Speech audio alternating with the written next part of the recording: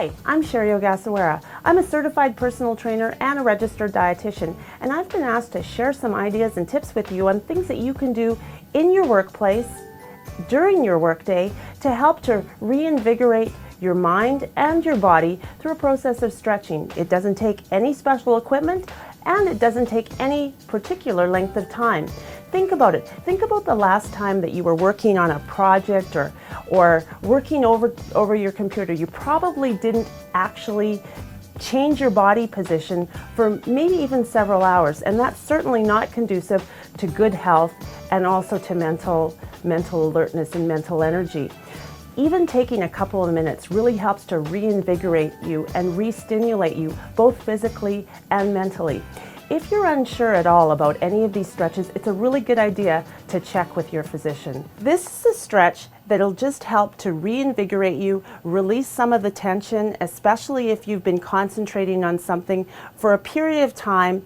What you want to do is come to the end of your chair, sit comfortably, make sure that you have enough space around you so that you can lift your arms to the side, have your feet placed in front of you, they're flat on the floor, and slowly, with a deep inhale, from your arms down at your side, bring your arms up, inhale up, and hold at the top, and exhale.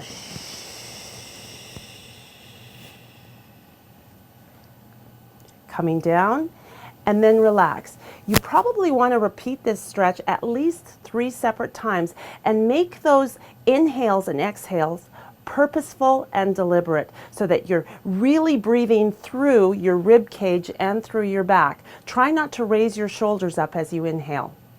A lot of times when we're working on something, we tend to carry a lot of stress and a lot of tension in our shoulders, and this is a great shoulder release. So what you want to do again is come comfortably to the end of your chair, your feet are placed flat on the floor, and you want to inhale and lift your shoulders, and exhale and release, roll your shoulders back and down. And so in essence, what you're doing is pulling your shoulder blades in your back in and retracting them downwards.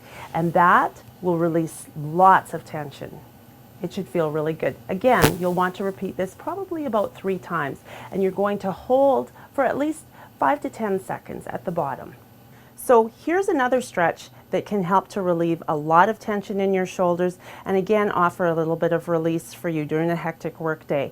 What you want to do is start comfortably seated at the end of your chair, feet again firmly planted on the floor. You want to take a deep inhale up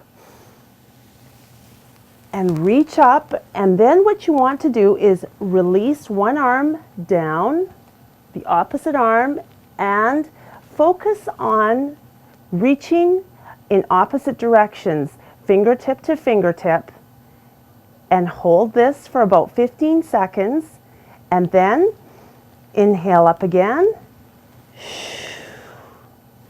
and release to the opposite side, and reach. And at the same time, you can extend your gaze upwards, and that'll help as well in the stretch. Here's another stretch that's really great for your hands, your fingertips and forearms to help to relieve some of the tension, especially if you've been keyboarding for some time and you haven't taken a break. It's going to help to really stimulate a lot of the blood flow and circulation. So what you want to do is start with your arms at shoulder level, extend them forward, take your fingertips and clench them into a fist. Turn your thumbs outwards and hold this tightly with some tension. Take a deep inhale in, exhale, and extend those fingertips outwards and hold. This is a great stretch that's really going to help relieve a lot of tension in your hands, your fingertips, and also through your forearm, where especially if you've been keyboarding for some time, you're going to notice that you're holding some tension, and this is just going to help to re-energize and reinvigorate your fingers, your hands. So this is a great one that you can do just seated at your desk. You don't even have to get up, and you can just extend a leg forward. It's going to help to release some of the tension in your legs. So we're going to start out at your ankles, and basically you're going to move to the end of your of your chair, bringing one foot forward. So we're going to do one and then the other. You're going to point your toe deliberately and then flex your foot and bring that toe almost towards your shin. I mean, it's not going to get there, but that's the target you want to aim for. And then you point again and bring it in. So you're going to do this very slowly and very deliberately, probably for about 3 different repetitions, slow and deliberate. And release, take that leg down, and then you're going to do it on the other side. So you're going to go point and flex and point and flex, point and flex. Now, I always use that forward flexion and extension in the point and flex versus rotating at joints like your hands and your ankles, because of the fact that physiologically and biomechanically that forward and backward action is the way that those joints are supposed to move. They actually aren't supposed to move in a circular motion. So that'll help to relieve some tension.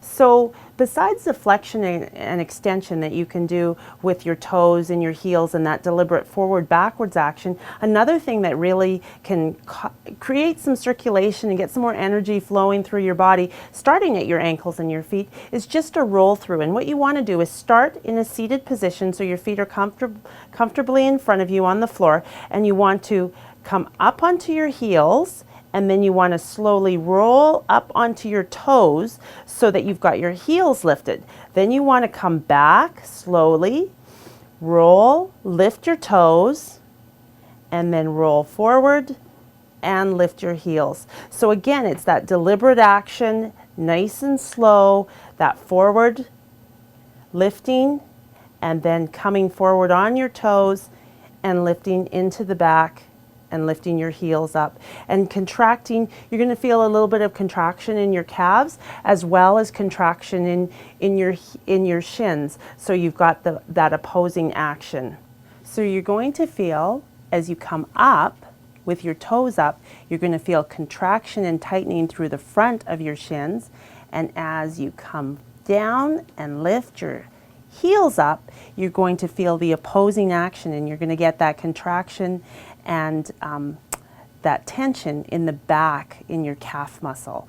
And again, as you roll forward, you're going to have those opposing muscle groups working so that you've got the front of your shin, and then as you come back and lift, you've got your calf muscle contracting. And through that contraction and release, again, you're going to get release.